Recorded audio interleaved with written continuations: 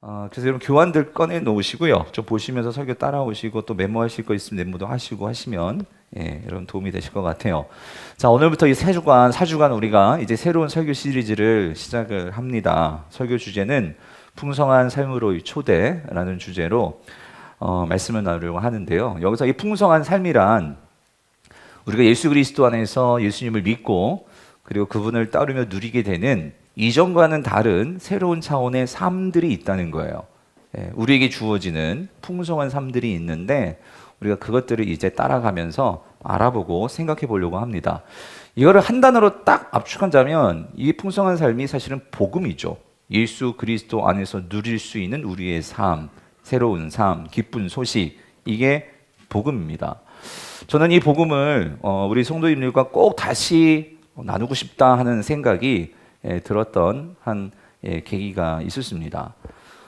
제가 얼마 전에 한 성도님 가정에 이 추도 예배를 인도하고 돌아오면서요, 이 차 안에서 이렇게 나눴던 얘기들이 있었어요. 근데 그때 이야기를 나누면서 함께 나누었는데 그 이야기가 저에게는 되게 잊혀지지 않고 또 한순간 그 말은 하나님께서 저에게 주시는 어떤 그 중요한 경고의 말씀까지는 아니지만 제 목회를 다시 돌아보게 하는 그런 말씀으로 받아들이게 되는 한 일이 있었습니다. 예배를 마치고 돌아오시면서 성도님께서 저에게 그런 말씀하셨어요. 목사님, 제게 부활의 소망이 없다면 이 슬픔을 이겨낼 수 없을 것 같아요. 하지만 이 부활의 소망을 가지고 천국에서 다시 만날 것을 소망하면서 그래서 제가 이 슬픔을 이겨요 하시는 말씀을 해주셨는데 참 너무나 감격이었어요. 또 감사했고 그렇게 믿음으로 이겨내시면서 살아가는 성도님이 너무나 감사했습니다. 그런데 그때는 그냥 농담 삼아 마지막에 한마디를 이렇게 툭 던져주셨어요. 저에게. 그런데 그게 저는 계속해서 그냥 넘겨드릴 수 없는 한마디가 저에게 되었어요. 그게 뭐냐면 그러시면서 그분은 그냥 웃으시면서 농담처럼 말씀하신 거예요. 뭐라고 말씀하셨냐면, 그런데 목사님, 천국에 갔는데 제 딸을 못 찾으면 어떡하죠? 그러시는 거예요. 제 딸이 천국에 있을 줄 알았는데 없으면 저는 그때 하나님께 다시 땅에 내려가게 해달라고 할 거예요. 이렇게 그냥 농담삼아 이렇게 말씀하신 거예요. 뭐 뉘앙스는 이런 거였어요. 그래서 저도 이렇게 대답했어요. 아이, 설마요. 아니, 그렇게 많지만 얼마나 많은 사람이 천국에 있겠어요. 하지만 왜 못 찾겠어요. 그래서 반드시 찾을 수 있을 거예요. 그렇게 말씀을 드렸는데, 그리고 나서 제가 사무실에 와서 말씀을 보는데 계속 그 말이 제 마음에서 떠나지가 않는 거예요. 그래서 이 생각이 드는 거예요. 뭐냐면 우리 교회 나오시고 우리 교회에서 같이 신앙생활 하셨는데 그래서 하나님께서 나에게 내 양으로 예수님께서 맡겨주시는 목양의 그 양으로 저에게 맡겨주셨는데, 그래서 이렇게 주일 예배 때 얼굴도 이렇게 마주보고 우리가 말씀을 듣고 했는데, 근데 천국에 갔는데 내가 같이 목양했던, 같이 예배드렸던 성도의 얼굴이 안 보인다. 그러니까 여러분, 제가 천국 가면 뭐 하겠어요? 여러분, 천국 가면 뭐 하겠어요? 다 찾아다니지 않겠어요? 우리 성도님, 집사님, 권사님 어디 있나? 저는 아마 얼굴로 가지고 가가지고 찾아볼 것 같은데, 근데 성도가 없다. 그럼 어떻게 된 거죠? 만약에 그렇다면 여러분들은 괜찮아요. 근데 만약에 그런 일이 발생된다면 저는요, 하나님한테 엄청 혼날 것 같아요. 이 혼날 정도가 아니라 이거는 저에게 있어서 하나님 앞에서 분명히 책임을 져야 하는 일이 될 수도 있겠다 하는 그런 생각이 들면서 저는 솔직히 두려웠어요, 조금. 그리고 마음 가운데 정말 내가 목회를 잘하고 있나 하는 생각도 들었어요. 그러면서 그 일이 있고 며칠이 지나서 어떤 성도님이 무슨 일이 있으셔가지고 제가 기도를 해드릴 일이 있었어요. 그래서 제 사무실에 오시라고 해서 그분을 만났는데 어쨌든 제가 이런 질문이 생각이 떠오르더라고요. 묻고 싶었어요. 그 성도님께 이렇게 물었어요. 성도님, 예수님 믿으시죠? 이렇게 물었어요. 근데 그 성도님이 정말 뜻밖의 대답을 하시는 거예요. 목사님, 요즘 예수님이 잘 믿어지지 않아요. 이 얘기를 하시는 거예요. 근데 여러분, 이분이 그 세례를 받으신 분이거든요. 물론 우리 교회에서 세례를 받지 않고 다른 교회에서 세례를 받고 이제 오셔가지고 이제 신앙생활을 하시는 거예요. 하시는데 제가 그 말을 들었을 때 정말 충격이었어요. 일단 우리에게 오셔서 신앙생활 하시잖아요. 하시는데 예수님이 믿어지지 않는다? 그럼 만약에 이분이 그래서는 안 되겠지만 혹 무슨 일이라도 나서 하나님의 부르심을 받는다? 그럼 이분이 지금 어떻게 되는 거지? 하는 생각이 드니까 이건 정말 충격이었고 제 마음 가운데 그래서 여러분 한 분 한 분이 떠오르는 거예요. 예배 시간에 같이 이렇게 눈을 마주치고 말씀을 들으시는 그 집사님, 권사님, 이 청년, 저분들 정말 예수님을 믿고 계시나? 하는 생각이 들면서 염려가 되는 거예요.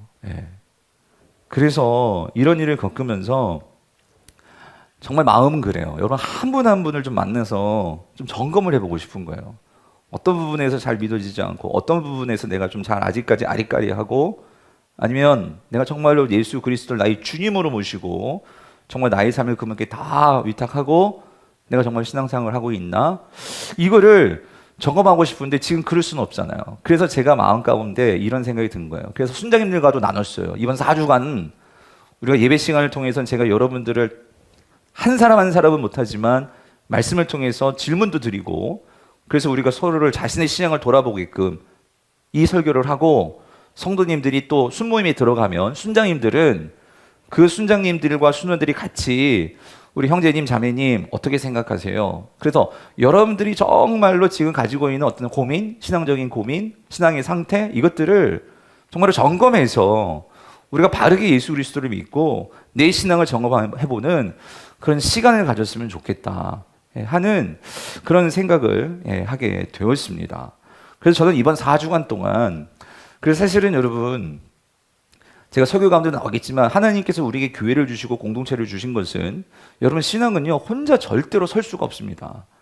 서로가 서로를 끌어주고 세워주고 이끌어주고 확인해주고 그래서 여러분 교회는 공동체예요. 정말 제가 누차 말씀드리지만 참 여러분이 순모임 너무 중요합니다. 다시 한번 아직까지 순모임에 계시지 않은 성도님들은요 정말 기도하시면서 부탁하시고 어떤 순에 어떻게 좀 들어갈 수 있을지를 좀 문의해 주시고 아니면 여러분들이 정말 어떤 모임을 꼭 만드셔서라도 여러분들이 같이 신앙에 그런 줄기와 뼈대와 뿌리가 견실하게 서나아갈 수 있는 그런 은혜를 갖게 되시기를 바랍니다. 자, 그래서 우리가 4주간 뭘 하냐면은요, 우리 신앙을 돌아보면서 내가 믿는 이 기독교 그리고 내가 믿고 있는 예수 그리스도가 어떤 분이신지를 여러분이 다시 한번 생각하는 시간을 가질 거예요. 그리고 그 예수 그리스도께서 왜 이 땅에 공동체로서 당신의 몸으로서 교회를 세워 놓으셨을까? 그래서 이 공동체의 필요성을 우리가 다시 한번 살펴보면서 그 안에서 예수 그리스도를 통해서 우리가 누릴 수 있는 이 풍성한 삶이 무엇인지 그런데 우리가 그것을 아직 모르기 때문에 어쩌면 성경은 분명히 풍성한 삶이 있다고 말씀하시는데 내 삶이 아직까지 뭔가 쪼들리고 항상 이렇게 뭔가가 힘들고 그렇다면 뭐가 문제인지 하는 것들을 우리가 돌아보면서요 우리의 삶에 정말 그리스도 안에서 매일 주어지는 이 매력적이고 균형 있고 풍성한 삶을 살게 되시는 저와 여러분 될 수 있기를 여러분 간절히 바랍니다. 자, 오늘 본문 여러분 이제 10장 9절 10절을 통해서 저는 이 제목이요 풍성한 삶으로 들어가는 이 문과 장애물이라는 제목으로 말씀을 좀 생각해 보겠습니다. 자, 여러분 9절을 같이 다시 한번 보면은요. 예수님께서 이렇게 말씀을 하셨어요. 내가 문이니 누구든지 나로 말미암아 들어가면 구원을 받고 또는 들어가면 나오며 자, 꼴을 얻으리라라고 말씀을 하셨어요. 자, 예수님이 자신을 비유하시는데 뭐로 비유하셔요? 문이요, 문. 여러분, 문이 왜 필요할까요? 문이 왜 필요하죠? 문은요, 그러니까 여러분 문이 뭐예요? 막혀있는 이런 담벼락, 막혀있는 이런 곳에 들어갈 수가 없잖아요. 그렇죠? 그래서 문은 뭐예요? 그렇게 막혀있는 곳을 어떻게 뚫고 들어갈 수 있도록 만들어 놓은 게 문이잖아요. 지금 예수님께서 당신을 문이라고 비유하시는 것은 여기는 어떤 의미가 있냐면요. 우리 인생에는요, 누구나 다 뭔가 막혀있는 벽들이 있다는 거예요. 내가 나아가야 되는데, 내가 들어가야 되는데, 현실이요. 그것을 들어가지 못하도록 막고 있는 그런 삶의 문제들, 어려움들, 여러 가지 그런 막힘이 있다는 거예요. 근데 예수님은 뭐라고 말씀하시냐면 그거를 뚫고 들어갈 수 있다는 거예요. 뭘 통해서? 문을 통해서. 근데 그 문이 누구라고요? 예수 그리스도시라는 거예요. 그래서 여러분 이겁니다. 그 문을 뚫고 들어가서, 들어가는 것만으로 끝이 아니에요. 들어가서 이거를 구원이라고 말씀하시죠. 그 구원을 받아 들어가서 그게 끝나는 것이 아니라 들어가고 나오면 자, 뭐를 얻는데요? 꼴을 얻는다. 꼴. 여러분 꼴이 뭐냐면 이제 뒤에 이어서 나오지만 예수님은 저와 여러분들을 양으로 비유를 하면서 양이 먹고 살려면, 먹고 성장하려면 뭐가 필요해요? 꼴, 풀이 필요하죠. 그 풀을 얻을 수가 있다는 거죠. 예수를 통해서. 그래서 10절에서 연이어서 말씀을 하시는 거예요. 도둑이 오는 것은 자, 도둑질하고 죽이고 멸망시키려는 것뿐이에요. 내가 온 것은 자, 누구로? 양으로 뭘 얻고? 생명을 얻고. 근데 생명을 얻고 끝나는 게 아니라 그 생명을 어떻게 해요? 더 풍성히 얻게 하려는 것이라 라고 예수님이 말씀하시는 거예요. 자, 여러분 양에게 오는 두 가지 종류가 있다고 예수님이 비유로 말씀하세요. 자, 도둑이 양에게 오죠. 도둑도. 근데 양에게 왜 와요? 양을 뭐 하려고? 훔치러 오는 거예요. 훔쳐서 도둑은 양을 어떻게 하죠? 죽입니다. 죽여서 그의 가죽을 벗기고 그리고 그 고기를 얻으려고. 그래서 도둑은 그래서 찾아오는 거예요. 그런데 오늘 이 목자이신 예수님이요. 여러분 목자는 양에게 왜 오죠? 그 양을 뭐 해주려고요?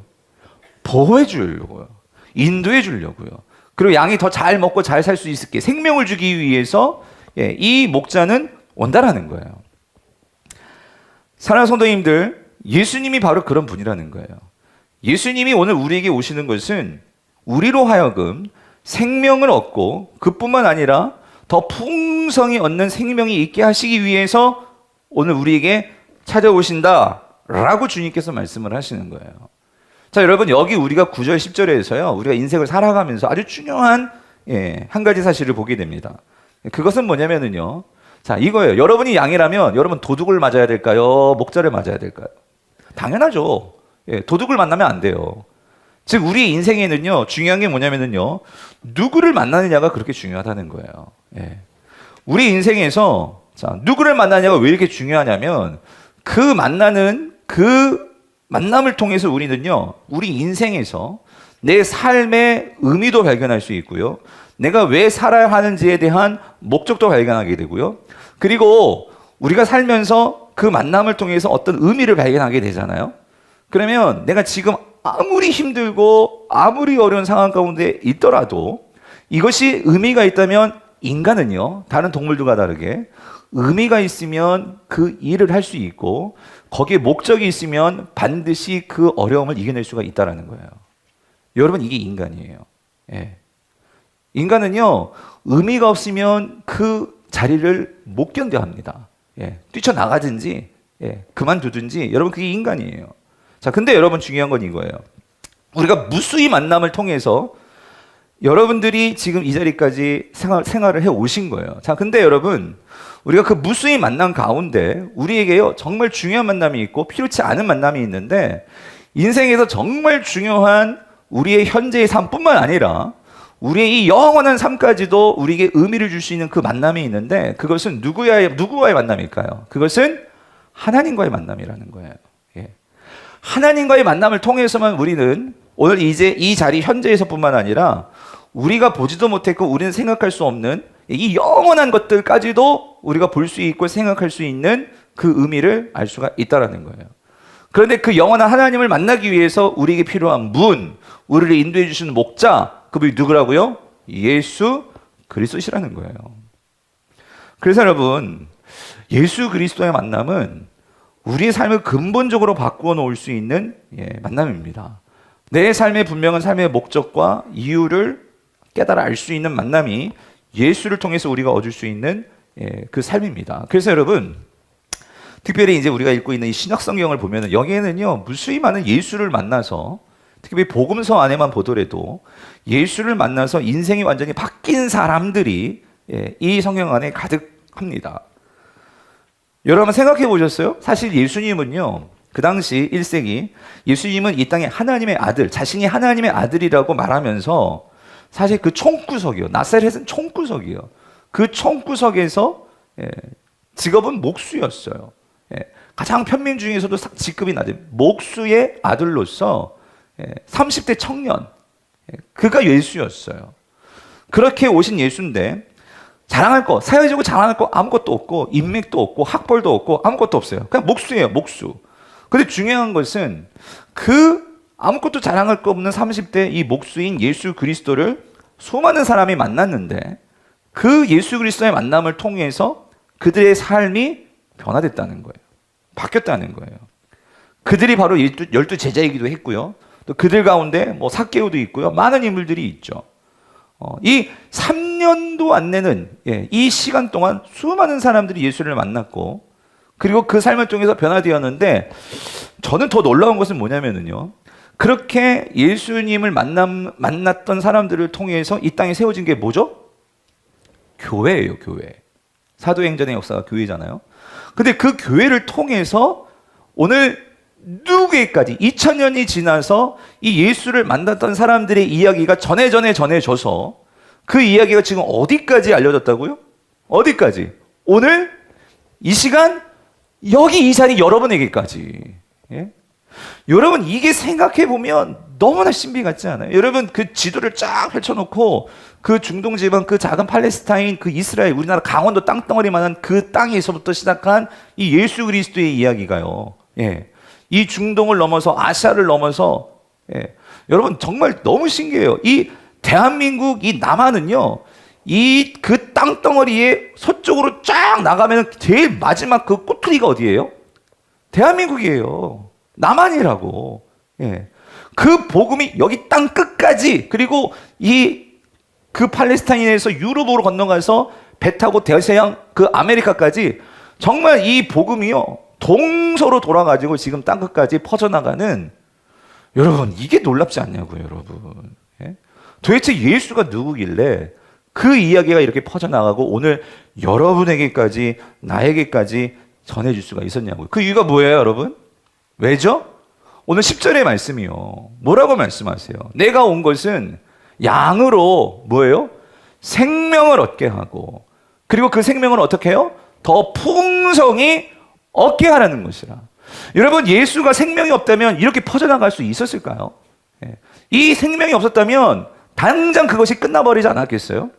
그런데 이 예수 안에 이 생명이 있기 때문에 여러분 이 생명이 무엇입니까? 앞으로 우리에게 보겠지만 이 생명은 하나님과의 우리 관계의 영원한 영생에까지 이루어지는 생명이지만 우리가 지금 이 현재에서 이 생명을 놓고 보더라도 이 생명은 뭡니까? 우리의 모든 끊어버려진 관계들이요. 망가져버린 관계들이요.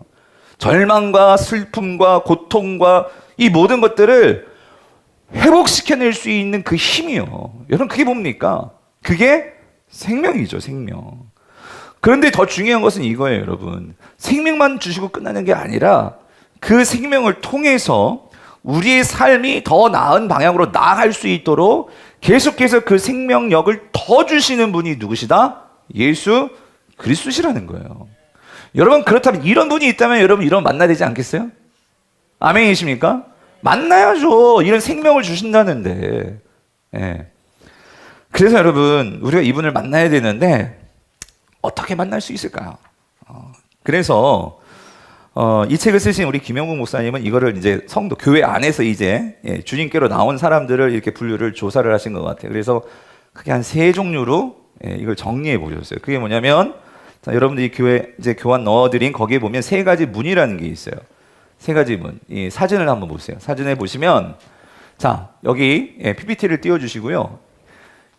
이 동그라미가 하는 문이라고 생각을 해보세요. 그러면 자 이제 이 예수 그리스도를 만나기 위해서 이렇게 이 문을 통과해 오는 방식이 크게 한 3가지 종류가 있다는 거예요. 첫 번째는 이 생활 양식이고요. 두 번째는 경험 체험 위기고 그다음에 3번째는 탐구와 추구입니다. 이게 뭐냐면 첫 번째 문 생활 양식은 이런 경우예요. 내가 태어났는데 태어날 때부터 우리 집은요 예수를 믿는 집안이야. 그러니까 뭐 선택 없이 나는 그분을 그냥 들어간 거예요. 저 같은 케이스예요. 모태신앙들. 그렇죠? 아버지 엄마가 교회 다니니까 끌려서 손잡고 그렇게 교회 다니면서 그 문으로 들어온 거죠. 이런 경우가 있고 두 번째는 경험 체험 위기. 살다가 처음에는 몰랐어요. 근데 살다가 살면서 어떤 위기를 닥쳤어. 어떤 병이든지 경제적인 위기든지 관계적인 위기든지 그래서 내가 어떻게 살지를 모르겠어. 그런데 어느 날 이렇게 술 커니 취해가지고 막 하는데 갑자기 뭐 그런 거 있잖아요. 십자가가 보여. 그래서 문득 그 문장 계신 그 교회 문두드로 들어가서 거기서 막 당신이 계시다면 나와 뭔가 좀 보여주세요 막 그랬는데 눈물 콧물 빼면서 이제 거기서 하나님을 만나 이런 경우도 있잖아요. 그런 것들. 그리고 어떤 분들은 정말로 병에 걸려서 어떻게 살지 몰랐는데 하나님의 기적적인 그런 은혜로 또 고침 받는 분도 있고 그렇죠? 어쨌든 이런 체험들을 통해서 이 기독교에 들어오시는 예수님을 믿게 되는 분들도 있고 또 어떤 분들은 원체 이 고민하면서 사는 분, 철학적인 분들이 있어요. 도대체 진리는 뭐며 신은 뭐며 태어난 것부터가 이제 의심이야. 항상 의심이 무신 분들이 있어요. 그래서 이거를 내가 스스로 파시는 분들이 있죠. 그래서 종교를 오히려 내가 여러 종교를 또 비교해보고 그래서 또 선택하시는 그런 분들이 있어요. 이렇게 세 가지 문들이 있어요. 그래서 여러분들 순모임에서 그런 걸 한번 조사해 보시라고 내가 어떻게 들어왔나를 한번 조사해 보시라고. 자, 근데 여러분 이겁니다. 누구든지 이런 세 가지 문들을 통해서 일단 들어와요. 들어오는데 여기 보시면 화살표가 이렇게 들어오고서 끝나는 게 아니라 여기 이것이 순환을 합니다. 이게 무슨 말이냐면 우리가 그렇게 들어왔는데요. 들어와서 우리 신앙이 거기서 그렇게 머물러서는 안 되고 이 세 가지 문은 막상 들어오면요. 서로 다 연결이 되어 있어요. 그래서 우리가 여기저기 여기를 서로 어떻게 해요? 두루 다녀야 돼. 그래야지만 진리는 예수 그리스도는 한 문으로 만들어서 한 문에서만 볼 수 있는 게 아니고 우리가 그걸 두루 함께 경험하면서 우리 신앙이 통합되는 거예요. 자, 이런 거예요. 저 같은 경우에도 그렇고 모태신앙들 그렇게 예수 그리스도를 믿게 됐어요. 근데 믿었다기보다 부모님 신앙으로 끌려다니면서 교회 다녔어요. 근데 얘네들이 저 같은 경우에도 그렇고 저는 좀 잘된 케이스예요. 문제는 뭐냐면 부모 신앙 따라 믿었던 아이들 대부분이 고등학교 졸업하면 신앙을 버립니다. 여러분 무슨 말인지 아시죠?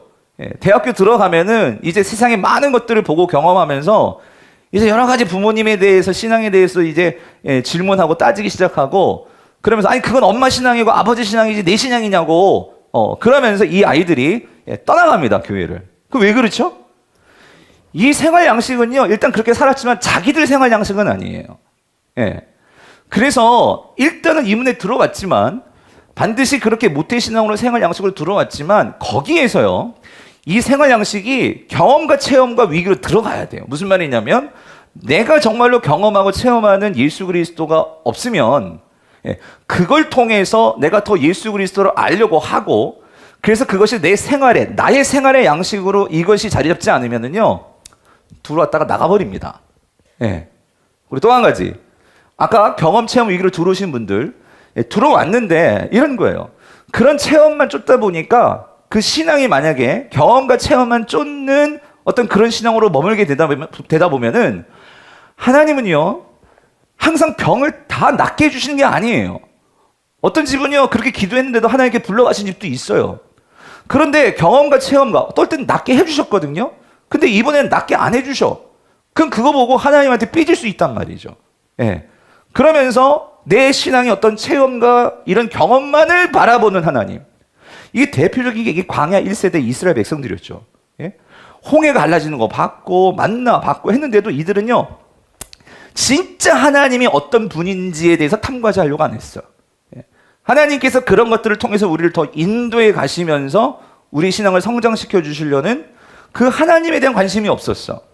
그냥 내 일상에서 그냥 복 주시고 해결해 주시고 거기만 머물렀어. 그러니까 결국은 이 신앙이 탐구와 그래서 진짜 하나님이 어떤 분인지를 알고 그것이 내 생활 양식으로 자리 잡지 않으면 이분도 들어왔다가 나가버리는 거예요.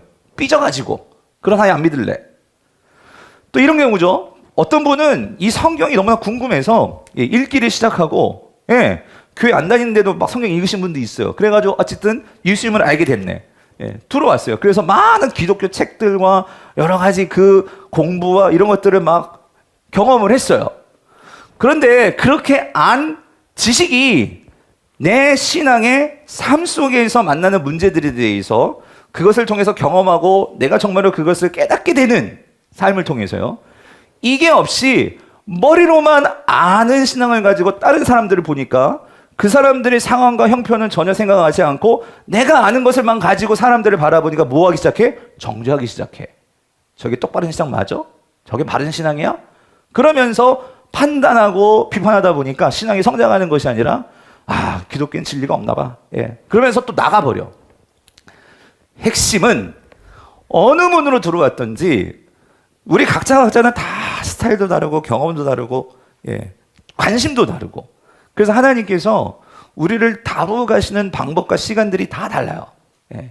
우리가 그것을 이해하고 여러분이 어떤 문으로 들어왔던지 이 세 가지를 여러분들이 잘 분별하시면서 내가 어떤 부분이 강하고 어떤 부분이 약하고 또 어떤 부분을 더 보완해야 될지 이런 것들을 우리가 살펴봐야 된다는 거예요. 그래서 이게 혼자는 안 돼요. 공동체가 필요하다는 거예요. 공동체를 통해서 이런 신앙 저런 신앙 보면서 내가 부족한 부분들을 보완하고 그럴 때 우리가 더 하나님을 제대로 알고 그 풍성한 삶을 누릴 수 있는 그 풍성한 차원들을 배우게 된다는 거죠. 저는 여러분들이 그런 것들을 깨닫게 되기를 바라요. 그래서 여러분들이 꼭 한번 점검해 보세요. 오늘 여기 들어있는 교환에도 거기 질문들이 있죠, 여러분. 그 질문들을 여러분들이 한번 생각해 보시고 점검해 보셨으면 좋겠어요. 자, 어찌됐든 이렇게 우리가 들어왔는데요. 자, 에베소서 4장 13절을 보여주세요. 그래서 바울이 이렇게 얘기하는 거예요. 뭐라고 얘기해요? 바울이 이렇게 얘기했죠. 우리가 다 하나님의 아들을 어떻게 해요? 믿는 것과 그 또 뭐였어? 아는 일에 어떻게 된다고? 하나가 되어야지만 우리가 뭐가 돼요? 온전한 사람을 이루어서 우리가 어디까지 이르러요? 그리스도의 장성한 분량이 충만한 데까지 이르니 이래야지 우리의 신앙이 성장한 영적인 어른들이 될 수 있어요. 이게 없으면은요 매번 교회 다니지만 우리가 영적 아이가 돼가지고요 아이의 특징은요 열이 휘둘리고 저리 휘둘리고 삐지고 짜증내고 이게예요. 그런데 아까 그림 다시 한번 보여주세요. 아까 그림에서요. 자, 믿는 것과 그 말은 뭐냐면 이 예수 그리스도에 대한 지식, 하나님에 대한 지식을 우리가 그거를 믿는 거죠. 근데 여기서 끝나면 안 되고 아는 일에 그 말은 그렇게 아는 하나님에 대한 신지식이 우리의 경험과 체험을 통해서 진정으로 삶으로 알아서 그것이 우리의 삶의 양식이 돼야 돼. 우리의 삶의 습관이 되고 삶의 스타일이 되고 그것이 우리의 삶의 전부가 될 때에 이게 하나가 될 때에 그것이 우리가 정말로 풍성한 삶을 누릴 수 있는 그 준비라고요, 준비. 우리가 이거를 추구해야 된단 말이죠. 자, 그래서 여러분 이 세 가지를 여러분이 어떻게 하나로 만들 수 있을까? 우리 그게 가장 중요한 숙제입니다. 자, 그래서 우리가 이렇게 문에 들어왔어요. 이제 알았어요. 자, 들어왔는데 중요한 우리의 방해꾼들이 있어요. 뭐냐면 이 신앙생활이 영적인 생활이기 때문에 하나님의 그 선하심만 있는 것이 아니라 이 사단의 세력들이 우리를 방해를 한단 말이에요. 그래서 우리가 이제 이 세 가지 문으로 들어와서 예수 그리스도를 알아가려고 하는데 한 4가지 정도의 방해들이 있어요. 장애물들이 있어요. 그게 뭐냐면 자, 여러분들 교원에 나와 있고요. 자, 이렇게 우리가 이제 달려가야 돼. 어디로? 이 진리로. 이 진리가 누르면 예수 그리스도시거든요. 그래서 우리 예수 그리스도로 달려가야 되는데 자, 달려가는데 가다 보면 이렇게 장애물들이 있어요. 걸려 넘어지거나 이것 때문에 우리가 주춤하는 경우가 있단 말이에요.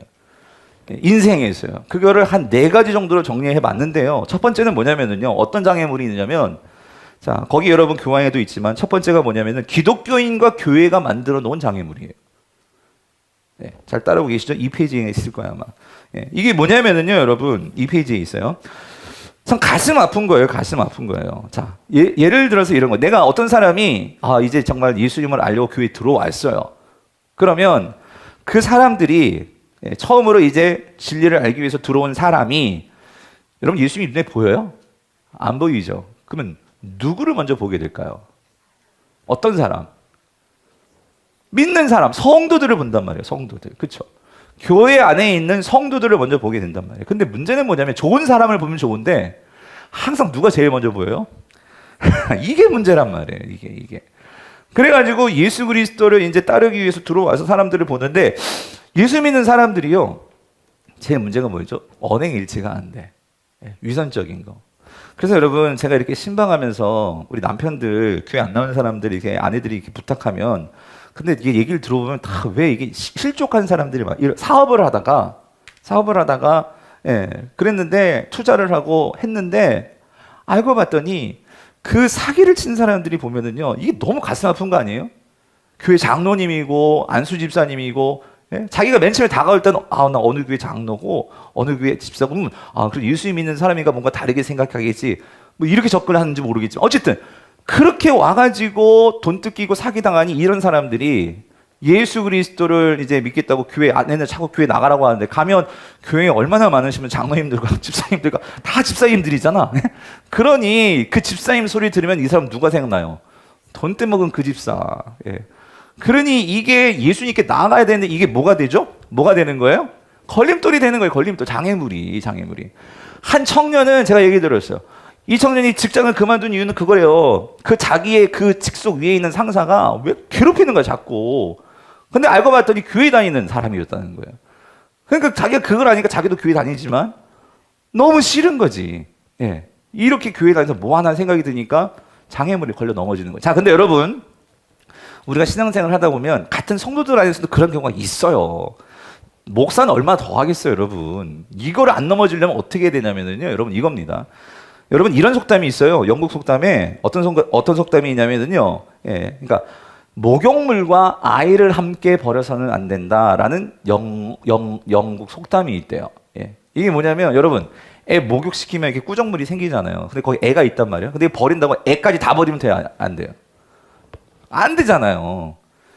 무슨 말이냐면 여러분, 사람들이 모이고 사람들이 있다 보니까 때로는 거기 꾸정물도 나올 수 있고 해요. 그렇지만 교회가 아무리 꾸정물이 있다 해도 여러분, 이거는 분명히 우리가 가지고 있는 거 있잖아요. 예수 그리스도는 진리시잖아요. 아멘이십니까? 그렇다면 꾸정물이 싫다고 해서 예수까지 버리면 안 된단 말이죠. 그 예수를 붙들어야죠, 예수를. 그래서 그런 장애가 올 때 그럼에도 불구하고 우리가 예수를 붙들어야 된다고. 예. 비록 우리의 잘못된 교회의 모습이 있지만 그거 정말 미안하다고. 그렇지만 예수님이 그런 분은 아니라고.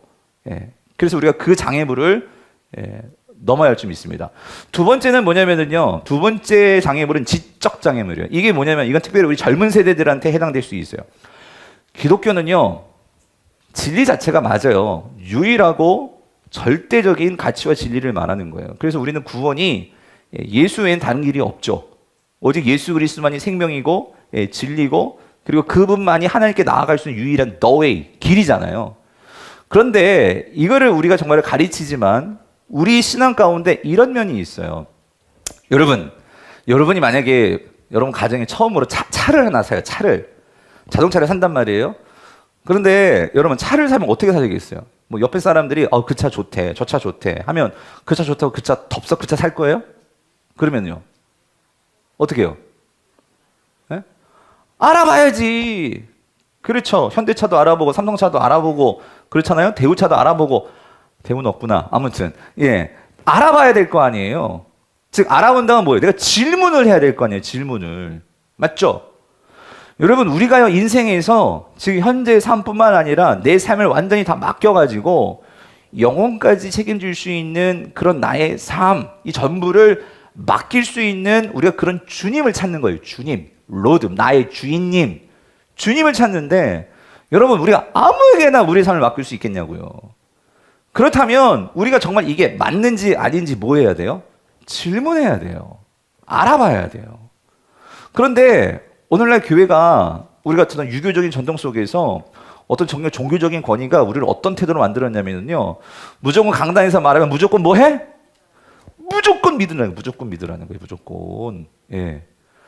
물론 우리가 구원받음에 있어서 믿음은 절대적인 거예요. 그거 하고 우리가 어떤 진리를 알아감에 있어서 우리가 질문하고 그것들을 알아가는 이런 태도와 방식은 다른 점이 있어요. 근데 요즘 애들은요, 여러분, 논술 세대예요. 논술 세대. 그러면 성경을 읽으면서도 많은 질문을 가지고 그런가 하여 질문을 한단 말이에요. 근데 거기에 대해서 설명해 주지 못하고 무조건 믿어라? 예. 그러면 이 젊은이들은 오히려 반감이 생기는 거야. 교회는 맞아. 맨날 무조건 믿으래. 우리 엄마 아빠 무조건 믿으래. 설명도 안 해주면서. 예? 그러면 애들은 거기에 대해서 반감을 갖는 거예요. 아마 여러분들이 성경을 읽으면서도 그런 질문들이 많이 들을 수 있어요. 예. 그래서 사실 여러분 거기 2페이지 보면 여러 가지 질문들을 쫙 적어놨거든요. 예. 사실은 여러분 이런 부분에서 많은 신학자들과 또 변증학자들이 특히 오늘날 이 세대는요, 질문이 많아졌어요. 이거에 대해서 설명해 줄 수 있어야 되는데 교회는 그거 말하지 않고, 여러분 이거예요. 성경에 담배가 안 나와요. 그런데 교회 다니면은 우리 다 알죠. 교회 다니시면 담배 피면 돼요, 안 돼요?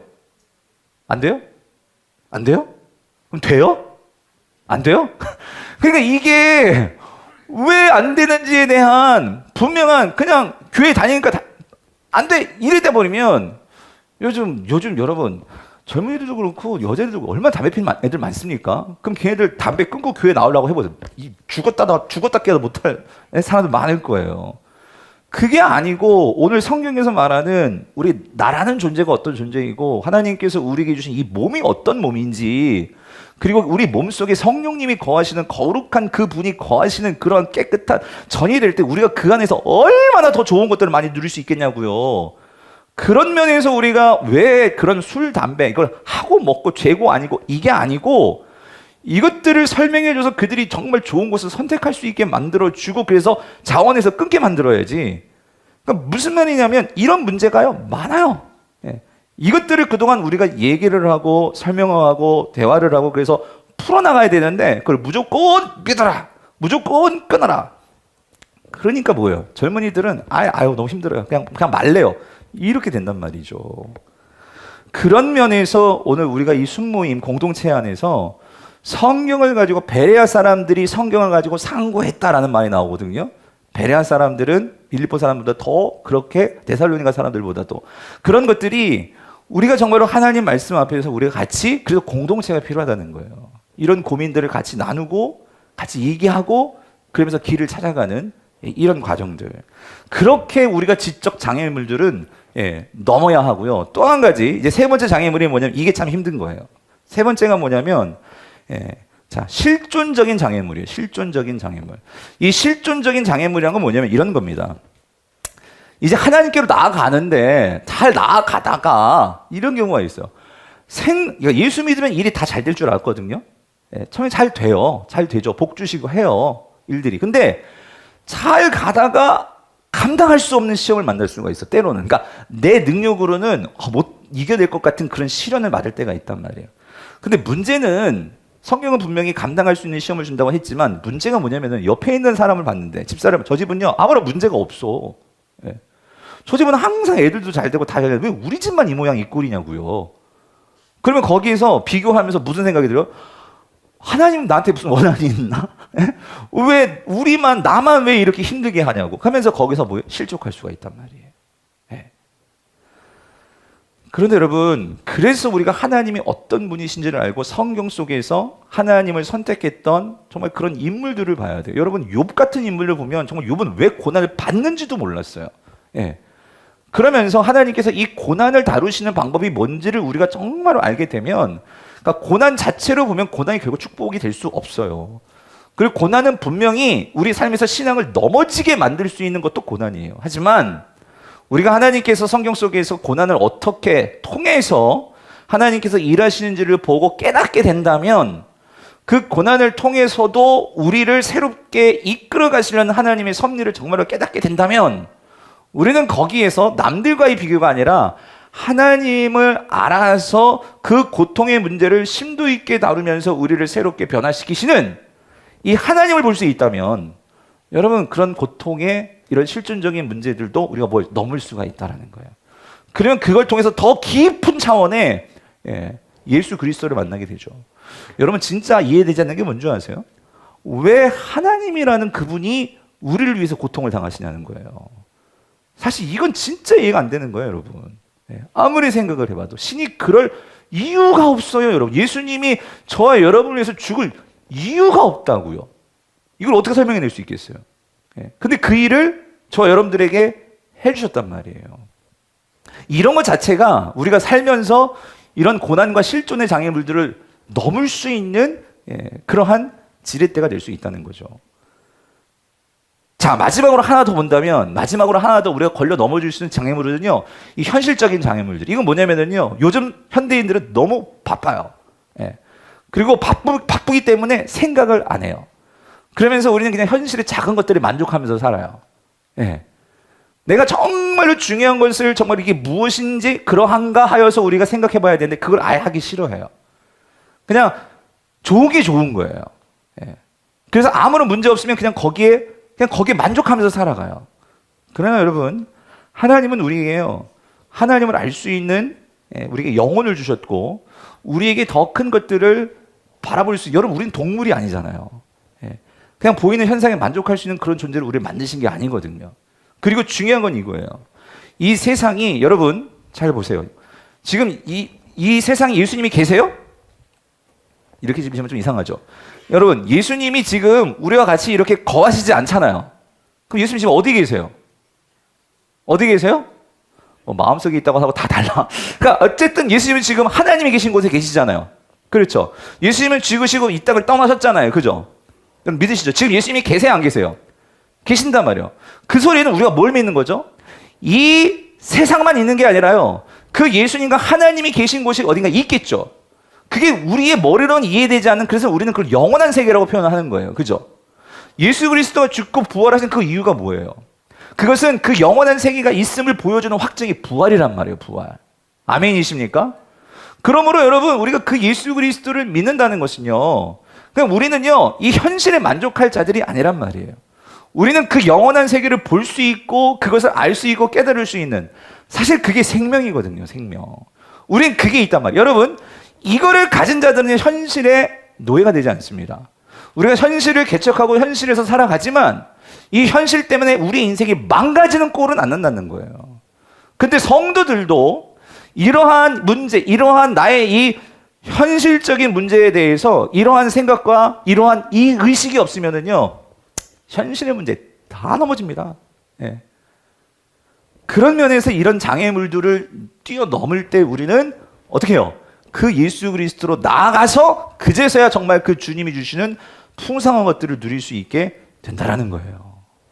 그래서 여러분, 제가 오늘 이걸 왜 말씀드리냐면, 제가 아까도 어떤 우리 집사님 얘기를 나눴지만, 여러분 지금 너무나 어려운 때예요. 지금 정말 사업하시고 일하시는 분들 얘기 들으면 다 어렵대요. 정말 다 어려운 것 같아.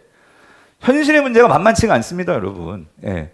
이 현실의 여러 가지 상황들이요, 이런 고난의 실존적인 문제들이요, 만만치가 않아요. 그래서 때로는요, 하나님조차도 그 현실이 나를 사로잡으니까 영적인 거 어떻게 생각합니까? 지금 먹고 살기도 바빠 죽겠는데. 그런데 그러면서 정말 중요한 우리의 이 생명들을 다 갉아먹고 있다는 거야. 예? 그런 면에서 우리가 정신 차리고 하나님께서 주시는 오늘 말씀, 여러분 이걸 꼭 기억하세요. 생명만 있을 뿐만 아니라 주님은 그것보다 더 나아가는 풍성한 삶을 우리에게 뭐 하시겠다고, 뭐 하겠다고요? 주시겠다고 약속하셨단 말이에요. 예? 이거를 누릴 수 있는 저와 여러분들 있기를 간절히 바랍니다. 예? 자, 그래서 우리가 이것까지 알았어. 그래가서 예수님께 나아갔어. 근데 이제 나아갔어요. 이런 장애물들을 극복하고 나아갔는데도 여기 또 하나 문제가 있어요. 그건 뭐냐면 이 문제예요. 무슨 문제냐면 이거죠. 근데 갔는데 말씀드렸죠. 하나님 눈에 안 보여. 그렇기 때문에 우리가 어떤 생각이 들 수 있냐면 이거예요. 근데 막상 갔는데 안 보이니까 그럼 이 질문이죠. 하나님 정말 있는 거 맞아? 이거예요, 이거. 하나님 정말 계시냐고. 또 한 가지. 그럼 계신다면 눈에 안 보이시는데 어떻게 우리가 그 하나님을 만날 수가 있냐고, 알 수가 있냐고. 이 질문이 드는 거예요. 그래서 이 질문이 뭐냐면은요, 다음 그림 보여주세요. 결국 이겁니다. 무신론과 유신론의 이 문제예요. 여러분 이제 3페이지, 4페이지 보시면은요, 자, 이런 거예요.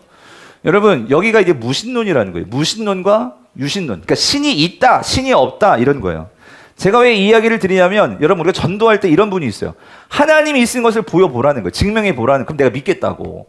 예, 그런 분들이 있어요. 예, 그런데 여러분, 그래가지고 하나님이 있다고 말하는 이 유신론 있잖아요. 그리고 하나님이 없다 말하는 이 무신론 있잖아요. 그러면 세상 사람들은요, 많이들 이렇게 생각해요. 무신론은 과학이고, 예, 유신론은 뭔가 신하고, 이건 과학이 아니고, 이렇게 생각을 해요. 근데 여러분 오늘 분명하게 좀 기억하고 하셨으면 좋겠어요. 여러분, 과학이 뭡니까? 과학은요, 이 현실 세계에서 눈에 보이고 현실 속에서 입증 가능한 것을 대상으로 해서 그것의 질서와 그것의 현상을 설명해 내는 게 과학이에요. 다시 말하면 우리가 증명 가능한 거예요. 눈에 보이고 설명할 수 있는 것을 대상으로서 하는 게 과학이에요. 그런데 여러분, 신이라는 것은요, 눈에 보여요, 안 보여요? 안 보여요. 이거는 증명 가능할까요? 이건 증명 가능한 그런 존재가 아니에요. 만약에 누군가가 신이 존재하는 것을 증명해, 그럼 내가 믿을게. 그럼 우리는 이렇게 물어봐야 돼. 만약에 그 논리로 가면, 그럼 네가 신이 없는 거를 증명해봐. 그럼 그러면 내가 보여줄게. 무슨 말인지 아세요? 즉 과학은요, 여러분, 이 증명 가능한 것을 대상으로 한단 말이에요. 그러면 여러분 이건 접근이 달라야 돼. 접근이. 사실 신이 없다는 이 무신론과 유신론은 이거는 과학으로 해결되는 게 아니고 이거는 신념의 문제예요. 신념의 문제. 예. 즉 신앙의 문제라고요. 신앙의 문제. 무신론은 이런 거예요. 이 세상의 모든 물질과 시간, 이 모든 것들이요, 우연히 어떤 순간에 뻥 하고 터져가지고 나와가지고 그게 자리를 잡고 질서를 잡고 우연히 그것이 발전해가지고 진화를 해서 오늘 이렇게 되었다. 이게 뭐예요? 이게 무신론이라고. 무신론. 신을 부정하는. 그런데 여러분, 유신론은 뭐냐면 아무리 생각해봐도, 여러분 생각해보세요. 우리 몸만 해도 지금 심장이, 내가 지금 뭐 뛰라고 하지 않는데 지금 뭐하고 있어요? 뛰고 있죠. 예? 심장이 뛰고 있고 우리의 뇌가 이 모든 것들을 다 컨트롤하고 지금 있단 말이에요. 우리 몸만 해도. 근데 이 우주가요, 지금 이 엄청난, 우리의 머리로 이해할 수도 없고 지금 우리가 별이 어떤 별인지도 모르는 그런 거대한 우주가요, 아무 사고 없이 지금 잘 돌아가고 있단 말이에요. 이런 것들이 우연히 그냥 이게 맞춰져 가지고 어느 순간 뻥 튀어나와 가지고 이렇게 질서 정연하게 이게 될 수 있을까요? 우리는 어떻게 믿는 거예요? 이게 모든 것들이 창조주가 계셔서 그거를 디자인하시고 계획하셔서 하나하나를 맞춰서 이렇게 이루어 가신 그분이 있다는 거 아니에요? 이게 유신론이잖아요. 여러분, 우리가 집을 하나 만들어도 설계도가 필요하고 순서가 필요해요. 막 만들었더니 나중에 갔더니 하수도를 안 묻었어. 그럼 어떻게 해야 돼요? 다 뜯어야 돼. 전선을 안 깔았어. 이 계획이 안 돼 있고 디자인이 안 돼 있으면 엉망진창이 된단 말이에요. 누군가가 그걸 디자인하고 설계를 해야 한단 말이죠. 그렇다면 여러분, 다시 말씀드립니다. 무신론과 유신론은요, 과학의 증명의 문제가 아니고 이거는요, 선택의 문제예요. 내가 우연히 모든 것이 됐다는 것을 선택해서 그거를 전제로 해서 과학으로 들어갈 거냐, 아니면 이 모든 것들이 결국은 그 창조주가 계셔서 결코 우연이 아니고 그분이 만드셔서 이렇게 되었다는 것을 우리가 믿고 우리도 과학으로 들어갈 거냐. 여러분 뭘 선택하시겠어요? 저라면 저는 그래요. 제가 목사라서가 아니고 아무리 생각해봐도 논리적으로 뭐가 합리적인 것 같아요. 우연히 그냥 뻥 나와가지고 무에서 유, 어떻게 이게 그냥 되냐고요, 여러분. 예. 그래서 우리는 이미 성경이 그걸 말씀해 주시고 계시죠, 분명하게. 그래서 우리는 그걸 믿는 거죠. 믿음으로 과학하는 거고요. 믿음으로 공부도 하고 학문을 하는 거예요. 그래서 우리는 신을 믿는 거죠. 있다라는 거죠. 있다. 근데 자, 아마 여기 계신 분은 다 믿음이 있으니까 여기까지 들어오신 거예요. 우리는 당연히 이쪽이죠. 근데 여러분 이거 분명히 아시라고요. 우리가 믿는 신, 여러분 지금도 저기 도전사도 그렇고 여러 군데에서 이슬람도 그렇고 지금 다 예배하고 지금 다 종교행위하고 있어요. 근데 그들도 신을 믿어요. 신의 존재를 믿어요. 그런데 그들의 신과 우리의 신이 다른 점이 뭐냐고요. 엄청나게 다릅니다, 여러분. 예. 이걸 알아야 돼요. 많은 사람들이 지금도 그 진리를 알기 위해서 지금 막 애쓰는 거예요. 자신의 종교를 찾아 나와서. 그런데 여러분 잘 생각해 보세요. 우리 간단하게 불교를만 가지고도 생각해 보면은요, 여러분 이렇습니다. 모든 사람들은 그 진리를 우리가 정말로 발견해서 내 삶의 의미를 발견하려고 해요. 왜? 그거를 알아야지만 우리가 이 고통의 문제를 해결할 수 있거든요. 그래서 여러분 그 불교에서는 그걸 해탈이라고 하죠. 그럼 모든 번뇌로부터, 이 108번뇌로부터 해탈을 통해서 내가 부처가 되면 자유해지는 거예요. 예, 이게 그들의 말하면 구원이겠죠. 우리 기독교로 말하면. 그런데 여러분 그들과 우리의 차이가 뭐냐고. 차이가 여러분 이거예요. 그들은요 이 신에 대해서, 있다라고 하는 이 신에 대해서 어떻게 우리가 그 진리와 우리가 그 구원을 받죠? 그거는요, 그 구원이 어디서부터 시작하냐 잘 보셔야 돼요. 구원이 인간으로부터 신에게 다가가는 거예요. 무슨 말이냐면 우리가 그 신을 알려면은요, 어떻게 해야지 신을 알아요? 우리가 어떤 고행을 해야 돼. 우리가 어떤 수행을 해야 돼. 남들보다 다른 뭔가 애를 써야 돼. 산속에 들어가든지 뭐 1000배를 하든지, 예, 뭔가 그렇게 애를 쓰고 고행하고 수행을 해야지만 득도를 해요. 예. 그래야지만 우리가 도를 알고 우리가 그 진리를 알아서 우리가 어떻게 되죠? 예, 해탈을 당해요. 구원을 받는다고. 모든 종교가 그런 시스템이에요. 고등 종교는 반드시 신이 있고요. 정말 대단한 수행과 참선과 노력이 있어요. 애씁니다. 어쩌면 우리보다도 더 경건할 수 있어요. 왜냐하면 인간 편에서만 일방적으로 신에게 다가가야지만 신을 알 수가 있는 거예요. 근데 여러분 기독교를 보세요. 우리가 믿는 하나님이요. 우리 하나님은 어떤 하나님이죠? 여러분, 우리가 하나님께 나아갈 수 있을까요? 성경은 우리에게 말해줘요. 여러분, 인간은요 절대로 하나님께 나아갈 수가 없습니다. 왜? 뭐 때문에요? 죄 때문에요. 여러분, 하나님은요 죄가 없으니 거룩한 분이세요. 어떻게 죄 있는 우리가 그 하나님께 나아갈 수 있겠냐고요. 없어요. 나아갈 수가 없어요. 인간은 절대로 하나님을 알 수가 없어요. 그럼 어떻게 하나님을 알죠? 방법은 하나. 뭐예요? 그 신이 우리에게 뭐 해줘야 돼? 알려줘야 돼요. 신이 우리에게 알려주지 않고서는요 우리는 하나님을 알 수가 없어요. 이거를 신학적인 용어로 계시라고 하는 거예요. 계시. 하나님이, 신이 우리에게 말씀해 줘야 돼요. 알려줘야 돼요. 하나님이 자신을 보여줘야 돼요. 그래야지만 우리가 그 은혜로 하나님을 만날 수가 있는 거예요. 그래서 여러분, 하나님이 택하신 방법이 뭐냐면요, 그 이집트에서 정말 노예 생활하는 아무것도 아닌 그 천한 이스라엘 백성들을 택하셔가지고 그들에게 찾아오신 거예요. 찾아오셔서 내가 너희를 내 백성 만들겠다.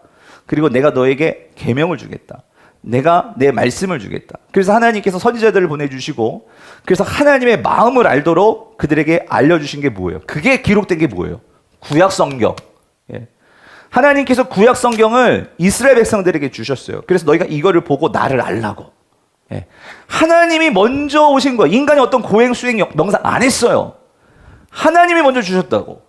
근데 하나님께서 이스라엘에게 먼저 주신 것은, 그래서 너희들이 그걸 알고 그걸 어떻게 하라고? 이방 나라들에게 전파하라고. 그래서 세상 사람들이 나를 알게 좀 해달라고. 이스라엘에게 그 일을 하셨는데, 이스라엘 어떻게 했죠? 맨 처음에는 그렇게 알고 했어요. 근데 이들이 그 하나님 주신 것들을 자기들 거로만 만들었어요. 하나님을 자기들의 하나님으로 만들었어요. 그리고 이방 민족에 대해서 철저하게 배타성을 가졌어요.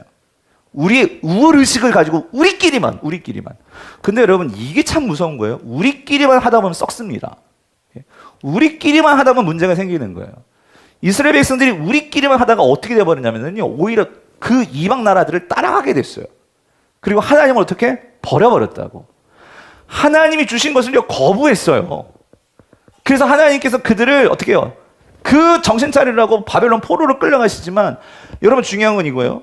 세상 사람들이 하나님을 알 수 있는 길이 막혀버렸어요. 그럼 하나님 어떻게 하시죠? 포기하셨어요?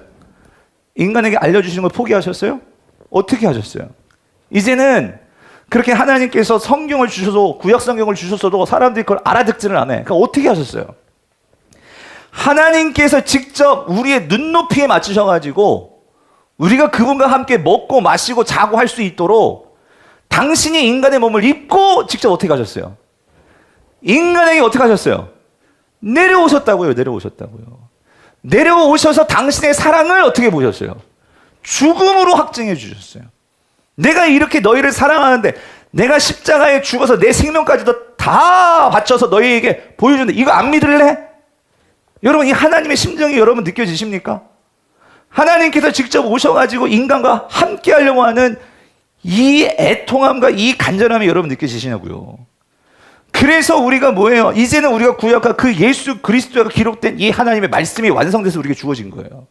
그래서 우리가 그 예수 그리스도를 알고 성경을 읽고 그걸 통해서 우리가 지금 뭐 하고 있어요? 예배하고 있고, 그리고 그것을 가지고 우리가 뭐예요? 기도하고 있고, 그래서 우리는 하나님과 뭐 하죠? 소통을 한단 말이에요. 여러분, 우리가 믿고 있는 기독교는 이런 기독교예요. 하나님이 일방적으로 너희에게, 그래 내가 신이니까 너희들 다 굴복해, 너 고행하고 너 금식하고 너 수행하고 그래서 내게 와, 이런 하나님이 아니고, 우리가 뭔데 여러분? 우리가 뭔데? 근데 그 하나님은 우리에게 직접 내려오셔가지고 우리를 자녀 삼아주시고 나와 함께하고 싶다고, 너희들과 함께하고 싶다고. 여러분, 우리가 믿고 있는 기독교가 이런 기독교예요. 여러분, 이런 종교가 어디냐? 제가 비교 종교학을 공부했는데요, 신대원 때 내가 너무 큰 은혜를 받았던 것은, 여러분, 어떤 신도 인간을 위해서 목숨 바쳐 여러분 우리를 사랑한 신 없습니다. 오직 기독교의 하나님만이에요. 이런 하나님을 우리가 믿고 따르는데, 우리가 어떻게 그분을 정말로 우리가 사랑하지 않을 수가 있겠냐고요. 여러분, 우리가 정말로 이 하나님이 주신, 여러분, 그래서 이 말씀이에요. 여러분, 우리가 이 말씀 우습게 여기면 안 돼요. 이 말씀은요, 정말 하나님께서 그 하나님과 소통하기 원하셔서 구약으로 안 되니까 신약까지 주셔서 예수 그리스도를 덧붙여 주셔가지고 우리에게 정말로 다가오시는 분이 하나님이시란 말이에요. 제가요, 이거를 깨닫고 나서 성경이 다시 보이는 거예요. 여러분, 우리가 구약 읽기로 왜 하는데요, 여러분? 사실 이걸로 혼자 깨닫기는 힘들어요. 그래서 우리가 하나님 말씀을 같이 읽고 하나님의 마음이 무엇인지를 제대로 알기 위해서 우리가 그런 구약 일독 학교도 하는 거고, 여러분, 제가 누차 말씀드리지만 여러분 순모임에서 세상 얘기하기 위해서 모이는 게 아니잖아요. 우리에게 소통하시는 하나님을 우리 집사님은 지난 한 주 동안 어떻게 경험하셨습니까? 예, 나는요 정말 이런 일이 있었는데 하나님께서 그때 나에게 말씀을 주셔가지고 내가 그 상황에서 이걸 이렇게 경험했더니 하나님께서 그걸 이기게 하셨어요. 와, 그렇게 이겼어요. 이거를 나누면서 서로가 뭐예요? 우리가 함께 소통해가는, 여러분, 세상에 만만치가 않잖아요. 제가 목사지만 여러분이 저를 위해서 기도해 주실 것은 딱 한 가지예요. 제가 뭐 잘 먹고 잘 살고 부자, 이거 아니에요. 여러분, 저는요 이 소망이에요. 뭐냐면 제가요 제가 안타까운 게 이런 거예요. 뭐냐면 이 하나님의 말씀을 주셨는데 제가 어떻게 해서든 이 강단을 통해서 여러분들에게 하나님의 심령과 하나님의 마음을 알려드리고 싶은 거예요. 근데 제가 언어도 약해, 지식도 약해. 그러니까 더 공부를 하지만 그거예요. 여러분, 제가 항상 설교하고 집에 가면 와이프한테 얘기가 그거 항상 물어보는 거예요. 항상 아쉽다. 왜냐면 정말 이 진리가 바르게 전달되었나? 좀 이게 전달이 되었으면 좋겠는데. 예. 근데 이게 예수님의 마음도 그랬을 것 같은 생각이 좀 드는 거예요. 예수님도 이 땅에 오셔가지고 땀방울이 피방울 될 정도로 그렇게 기도하시고 사역했던 이유는요, 예수님은 딱 한 가지였어요. 예수님의 사명은요, 하나님을 보여주고 싶은 거예요. 예. 예수님은 당신께서 이 땅에 오셔가지고 하나님 나라가 도대체 무엇인지를 그거를 보여주고 싶은 거예요. 근데 이게 만만치가 않은 것 같아요. 예. 이게 정말로 이게 보이지 않는 이 영적인 세계라서 여러분, 대제사장과 종교 지도자들이 아무리 말을 해도 이게 들어가지를 않아. 예. 근데 여러분, 적어도 오늘 저와 여러분들에게는 이제 우리는 성령도 주셨고 완성된 계시도 주셨고 또 우리에게는 이 교회도 주셨고, 예. 정말 우리에게 정말 이때는 마지막 때인 것 같아요. 예. 그래서 우리가 정신을 차리고, 여러분, 제가 다시 말씀드리지만 오늘 정말 이 요한복음 10장 10절을 다시 한번 꼭 읽어보세요. 우리에게 생명을 주셨을 뿐만 아니라 더 풍성하게 해주시겠다는 하나님의 약속이 있는데, 제가 성도들을 보면서 안타까운 건 이거예요. 분명히 더 풍성하게 해주시겠다고 약속하셨는데 왜 성도들은 더 풍성한 게 아니라 더 쪄들어갈까? 예. 삶은 힘들지만 우리 영적으로는 더 풍성하게 하겠다고 주님께서 약속을 하셨는데, 예. 바라기는 이번 풍성한 삶의 초대 이 시리즈 말씀들을 통해서요, 우리가 다시 한번 나의 신앙의 문제가 뭔가, 그리고 나는 여러분 순모에서 꼭 나눠보세요. 정말 이 하나님의 말씀을 어떤 태도로 어떻게 받으면서 나는 그것을 지금까지 살고 있었나, 예. 하는 것들을 우리가 정말로 점검해 보면서요, 내가 부족했다면 그 부분을 보완하고, 내가 또 잘하고 있다면 더 애를 쓰시고, 그래서 우리 모두가 하나님 주시는 이 풍성한 삶을 누리게 되시는 저 여러분 될 수 있기를 여러분 간절히 바랍니다.